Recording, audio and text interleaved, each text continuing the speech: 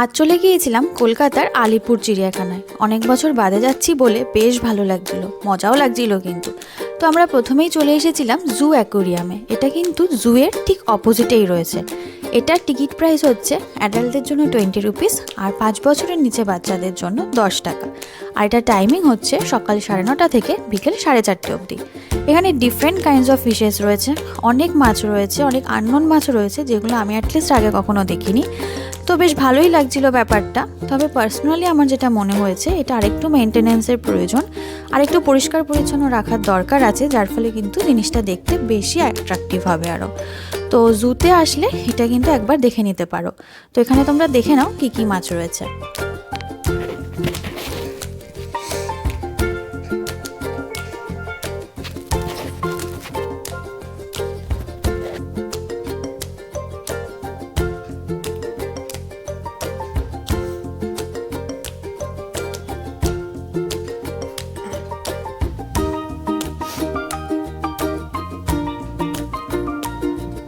তারপর তো আমরা ঢুকে গেলাম জুতে। এখানে টিকিট প্রাইস হচ্ছে অ্যাডাল্টদের জন্য 50 টাকা আর 5 বছরের নিচে বাচ্চাদের জন্য 30 টাকা। আর এটা টাইমিং হচ্ছে সকাল 9টা থেকে বিকেল 5টা অবধি।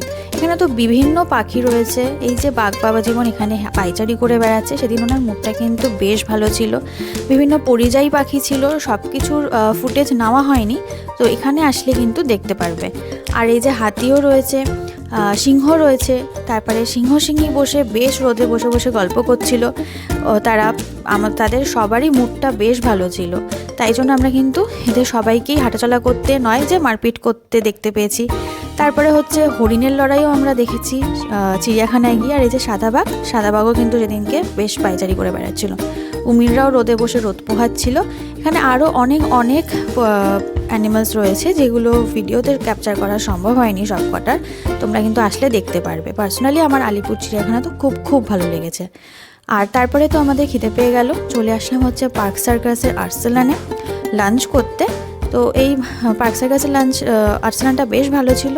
এখান থেকে আমরা নিয়ে নিয়েছিলাম হচ্ছে চিকেন তন্দুরি কাবাব আর হচ্ছে show stopper mutton special biryani. তারপরে আমরা বাড়ি চলে আসলাম। টাটা।